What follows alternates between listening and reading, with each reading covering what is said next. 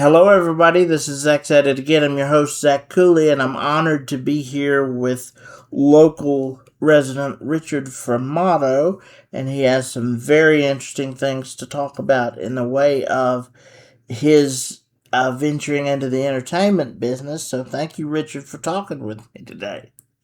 Well, hey, Zach, most people wouldn't call it an honor to talk to me, but I'll take whatever I can get, and it's a pleasure to speak with you as well.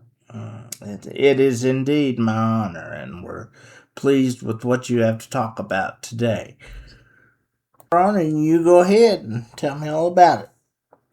Okay, so hey, Zach. So 3.5 years ago, I had an idea for a TV or movie idea that I've been kicking around in my head for many, many years. Right. And I also had this weird dream that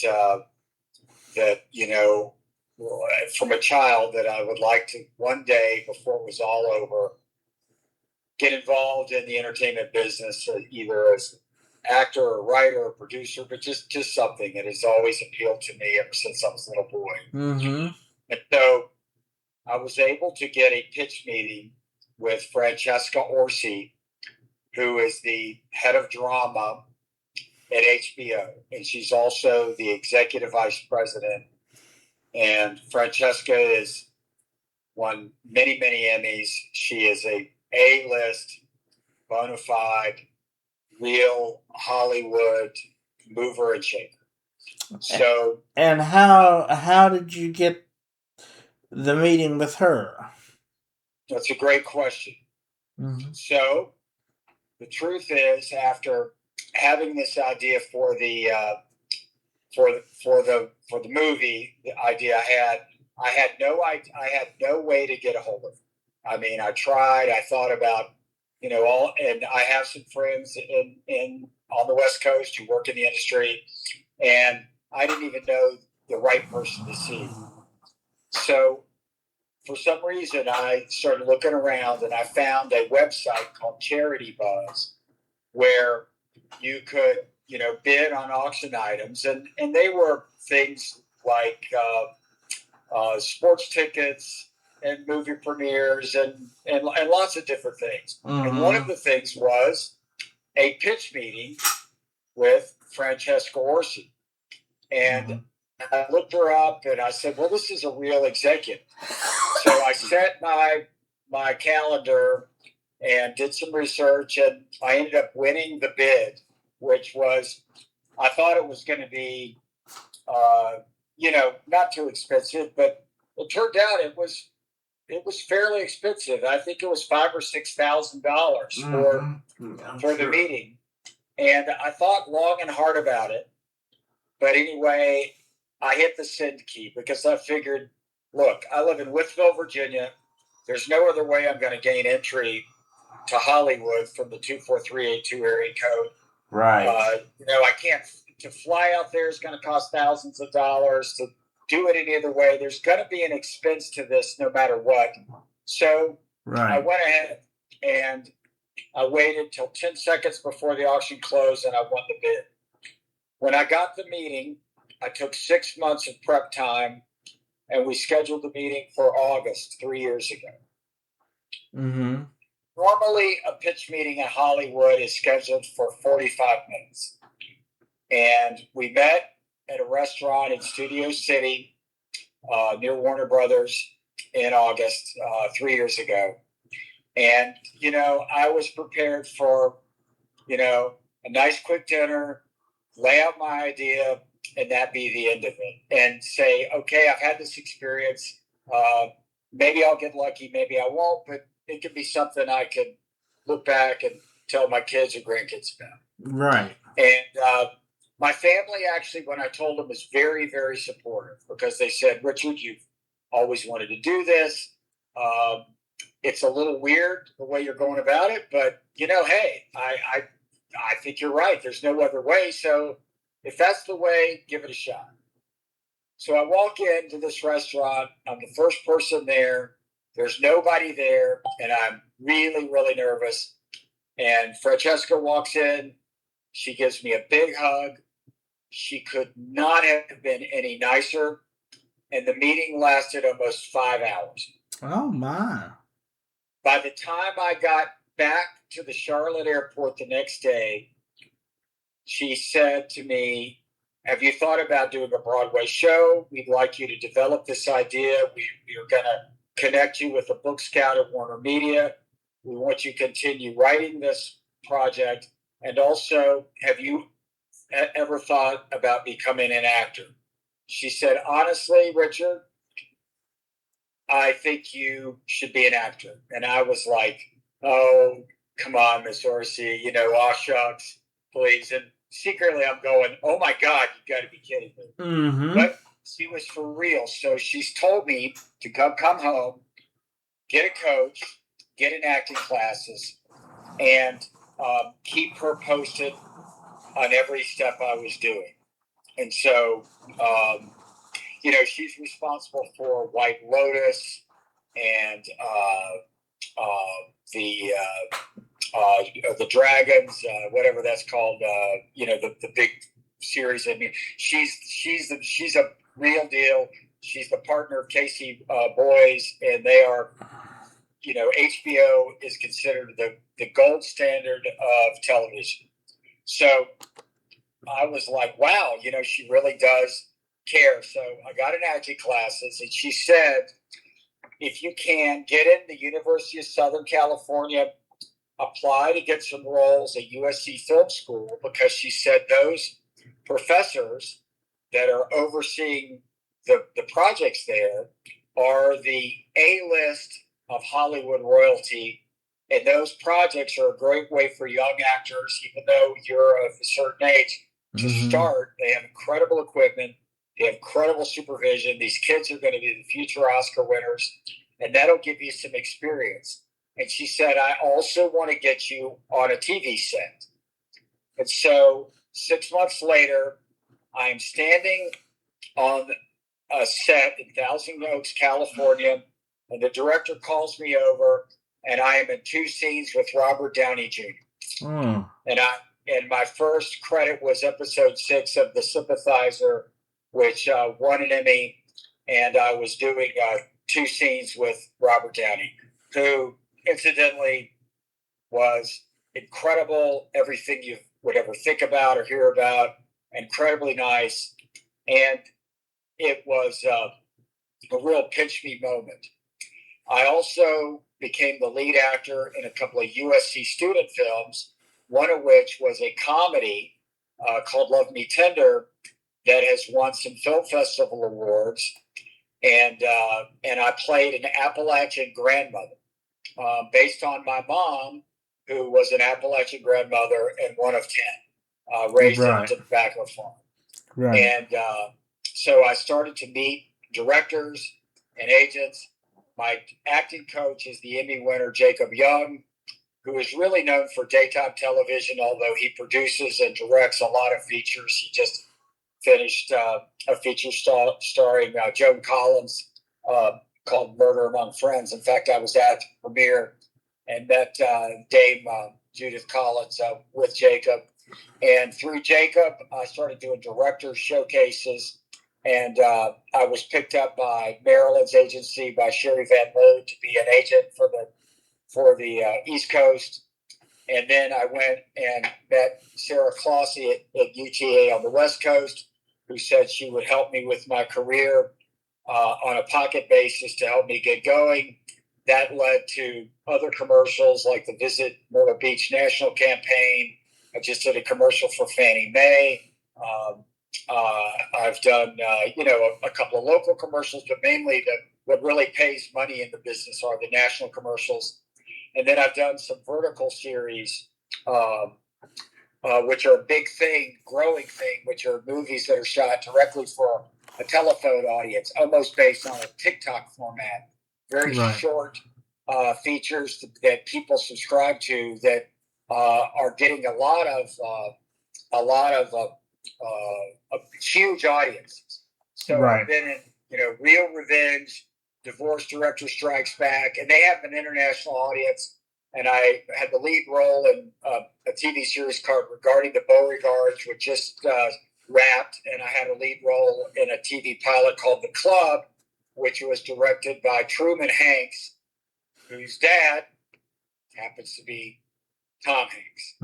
So this has all led to a progression, and last year I auditioned for and was given a lead role in the Lifetime movie, The Woman with Three Husbands, which will debut to, they say the audience will be about 2.1 million people, and that will debut at 8 o'clock on Friday, June 26th. Very good. Okay. So this is obviously the biggest thing you've done up to this point as far as an actor. Yes. I mean, we've got, so the way this is all practical for me living in Wytheville is since the pandemic, a couple of things have been happening in the entertainment business. Number one, in the pandemic, audition processes, which went to in-person, almost a cattle call format in front of the casting director, producers, or sometimes there. Typically, the casting director would be the main point. Post-pandemic, everything has gone to at my level, has gone to a self-tape format. So at my house in Wytheville, I've got lighting set up and teleprompter and my scripts, which I get, and I'll get friends of mine in the industry to read with me, and I'll tape everything here, and I will submit it to a portal called Actors Access, which is the main platform for artist talent globally. And if they like what they see, they'll contact me, check on availability, and always I'll have a callback where usually on the callback, almost like a Zoom call through Actors Access, I'll get on, I'll do the part again. The director will be there, the producer, casting director. Their director may want to see 2 or 3 different takes or 2 or 3 different angles on the character. And recently my auditions quality have really gone up. I just auditioned for Scarpetta with Nicole Kidman, with a scene with Nicole Kidman a couple of months ago. I've been asked to audition for Tulsa Kings 3 times in 3 different roles. Waiting to hear. I have been selected for a movie that will start filming in August that's tentatively titled Dark Star, but it hasn't been, the production keeps getting pushed back.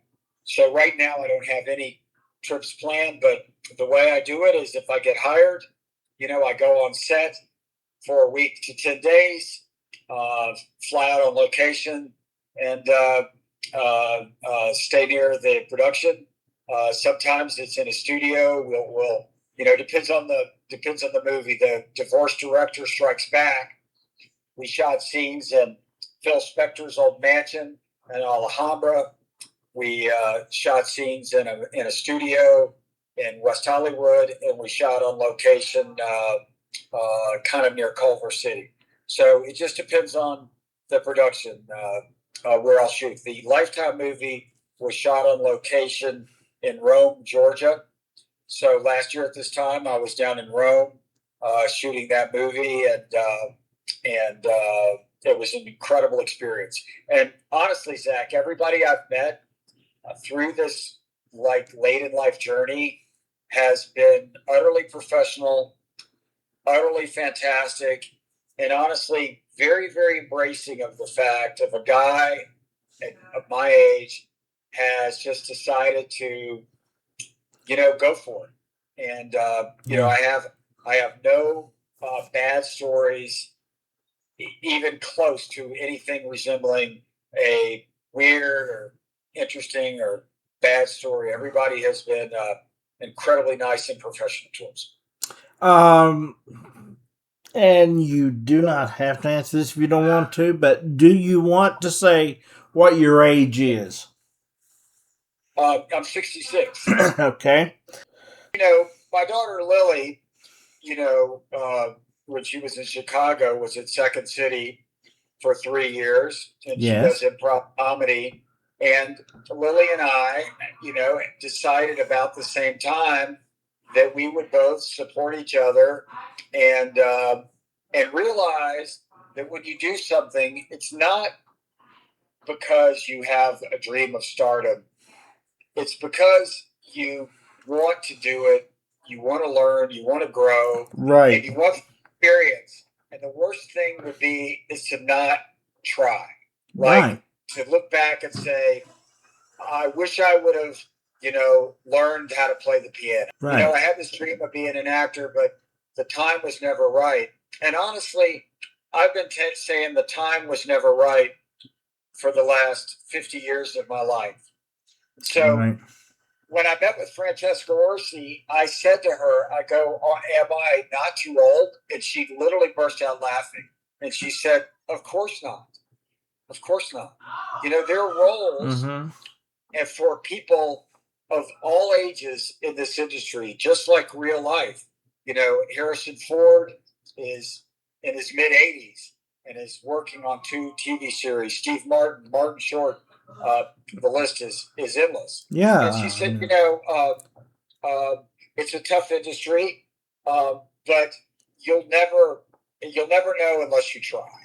So, I've been after we filmed this my latest movie, I've been waiting really, really intently to find out when it was going to be released.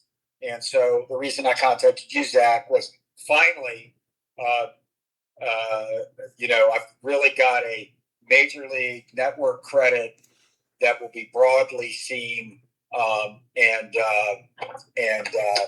people can say, yeah, this is a real deal thing. This is legit. He's not blowing smoke, because there he is.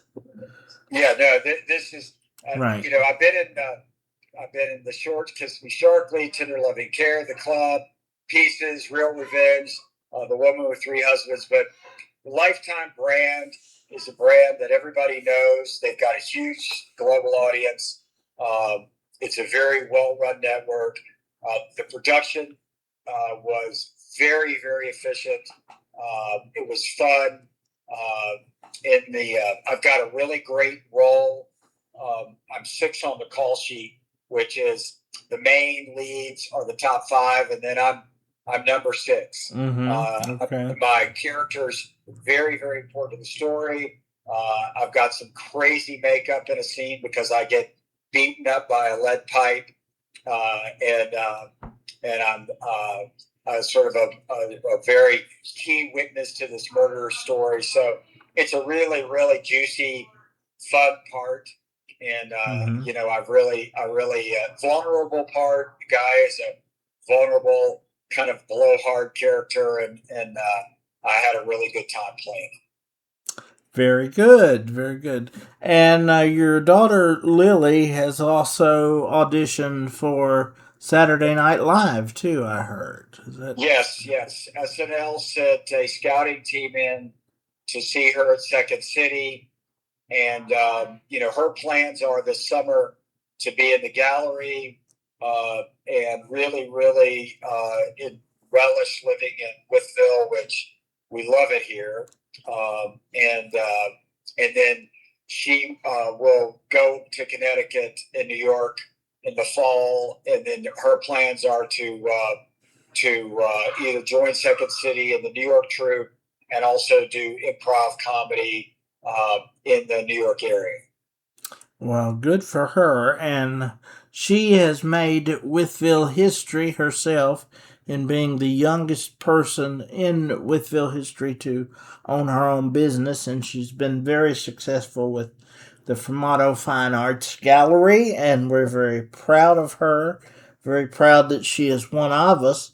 And I guess that was the next question I was going to ask you with all these starring roles and how your acting career is really developing. How much longer do you plan to stay in Wytheville? Until I die. You do not plan to leave Wytheville, even if you are nominated for an Oscar, let's say?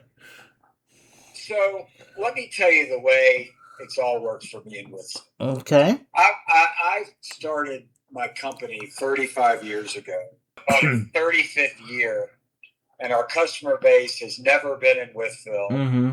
We've done business with Amazon, Seattle, and Costco outside of Seattle, and Lowe's, and Mooresville, and Walmart. And what is your company, just for the context Sales of things? Okay. Sales Edge. And somebody told me a long time ago that planes fly everywhere. And there are 4 flights a day from Charlotte to Los Angeles. The best part about going away on a business trip is coming back in the 24382, the 2,600 feet, where the air is crisp, the grass is green, the place is safe, and I love it. And we moved here 30 years ago for a reason, and all we do is keep adding to our investments in Southwest Virginia and almost retracting from other places. So, yeah, if I get nominated for an Oscar, which is highly unlikely, I will be happy to go to the Kodak Theater for the awards, and I'll be happy to come back and take them. I really like the movies, and the fun part is just meeting the writers. I'm looking at producing a movie right now, a horror comedy movie written by David Steen, who is one of Tarantino's guys, called Slaughterhouse Special.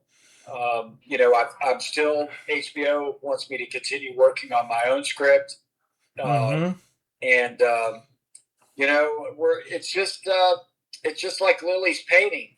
You finish a canvas, it might not be that great, but it doesn't stop you from picking up the paint set and slapping paint on the next canvas. And that's kind of what I'm doing as an actor. I'm enjoying it.